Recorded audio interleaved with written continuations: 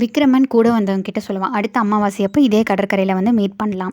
நான் அடுத்த அமாவாசை அப்போ திரும்பி வரலினாலும் பரவாயில்ல, நீங்கள் கிளம்பி போயிருங்க அப்படின்னு சொல்லுவான். இப்போ மாமல்லபுரத்து கடை வீதிகள் எல்லாம் பார்த்துட்டு இருக்கான். அவன் விக்ரமன் வந்து ஃபஸ்ட் டைம் இங்கே வரும்போதே இது வந்து சிற்பங்களுக்கும் ஓவியங்களுக்கும் பெயர் பெற்ற இடம், இதை வந்து நம்ம பார்க்காம போகிறோமே அப்படின்னு சொல்லிட்டு கொஞ்சம் வருத்தப்பட்டான். அதனால் இப்போ பொறுமையாக எல்லா சிற்பங்களையும் ஓவியங்களையும் பார்த்து ரசிச்சிட்ருக்கல. ரசிக்கிறதோட மட்டும் இல்லாமல் பக்கத்தில் இருக்கிற சிற்பிகளை கூப்பிட்டு அவன் பேசுவான்.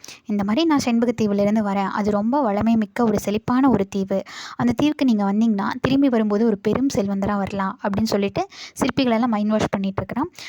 அவங்களுக்கெல்லாம் வந்து சரி ஓகே அப்படின்னு சொல்லி வரேன்னு ஒத்துக்கிறவங்களுக்கு ரத்தினங்களை கொடுத்து இந்த இந்த ரத்தினங்களை காட்டி அடுத்த அமாவாசையப்போ வந்து கப்பலில் ஏறிக்கோங்க அப்படின்னு சொல்லிட்டு போகிறான். அந்த மாமல்லபுரத்தில் அடிக்கடி கலைத்திருவிழா நடக்கும்ல, அதே மாதிரி இந்த டைமும் கலைத்திருவிழா நடக்குது. அப்போ அங்கே வந்து குந்தவி தேவியும் அவங்களுடைய அண்ணனும் வராங்க. இப்போ எப்படி அவங்க அண்ணன் வந்தாருன்னா, அவர் வந்து அவங்க அண்ணா வந்து கடற்பயணம்லாம் முடிச்சுட்டு வந்ததுக்கப்புறம் இந்த நரசிம்ம சக்கரவர்த்தி வந்து அவரோட ராஜ்ய பொறுப்புகளெல்லாம் அவரோட பையன்கிட்ட வந்து கொடுத்துட்டாரு. நரசிம்ம சக்கரவர்த்தி இப்போ மாறு வேஷத்தோட தேச யாத்திரை போயிருக்காரு அப்படின்னு சொல்லிட்டு ஊர் மக்கள் எல்லாம் வந்து பேசிகிட்டு இருக்காங்க. இப்போ அவங்க 2 பேரும் அந்த கலைத்திருவிழா பார்க்க வரதுக்காக போயிட்டுருக்காங்க.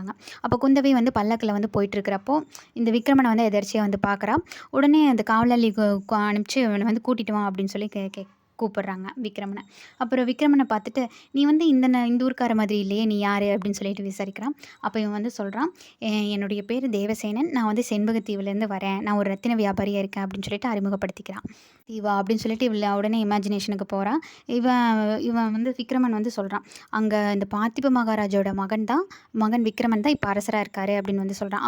விக்ரமன் பேர் சொன்ன உடனே அவளுக்கு ஒரு ஹாப்பினஸ் ஆகும். அதையெல்லாம் வந்து விக்ரமன் நோட் பண்ணுவான். சரி, நீ இன்னைக்கு ஈவினிங் வந்து அரண்மனைக்கு வா, குந்தவி தேவிக்கு இந்த ரத்தினங்கள்லாம் ரொம்ப பிடிக்கும் அப்படின்னு வந்து சொல்கிறான். வந்துட்டு நான் என்ன சொல்லி கேட்குறது அப்படின்னு கேட்குறான். குந்தவி தேவியினுடைய தோழி மாதவின்னு சொல்லி கேளு அப்படின்னு வந்து சொல்கிறான். சரின்னு சொல்லிட்டு குந்தவி தேவியும் போயிடுறான். இதெல்லாம் வந்து மாரப்பன் நோட் பண்ணிகிட்டே இருக்கான். குந்தவி தேவி போனதுக்கப்புறம் மாரப்பன் விக்ரமன் கிட்ட வந்து விசாரிப்பான், அவன் யார் என்னங்கிறதெல்லாம். அதுக்கப்புறம் இந்த குந்தவி தேவி என்ன சொன்னாங்க அப்படிங்கிறத பற்றியும் விசாரிப்பான். அப்போ தான் அவனுக்கு தெரிய வரும், அது வந்து குந்தவியினுடைய தோழி இல்லை, அதுதான் குந்தவி அப்படின்னு சொல்லிட்டு. விக்ரமன் ஆசைப்பட்டது அந்த கடற்கரையில் பார்த்த பெண், அந்த கடற்கரையில் பார்த்த பெண்ணும் அந்த குந்தவி தேவியும் ஒன்று தான் அப்படிங்கிறது அவனுக்கு இப்போ தான் தெரிய வரும். இவங்க 2 பேரும் பேசிகிட்டு இருக்கையில் நரசிம்ம சக்கரவர்த்தி அந்த நகரத்துக்குள்ளே வலம் வருவார். இவன் வந்து அவரோட கண்ணில் படாமல் மறைஞ்சிருப்பான். இதுக்கப்புறம் என்ன ஆகுது, அவன் வந்து நரசிம்ம சக்கரவர்த்தி கிட்ட மாட்டினானா இல்லையா அப்படிங்கிறதெல்லாம் அடுத்த வீடியோஸில் பார்க்கலாம். இந்த வீடியோ பிடிச்சிருந்துச்சுன்னா லைக் பண்ணுங்கள், ஷேர் பண்ணுங்கள், சப்ஸ்கிரைப் பண்ணுங்கள். ஏதாவது சஜஷன்ஸ் இருந்ததுன்னா கமெண்ட்ஸ் பண்ணுங்கள். தேங்க்யூ.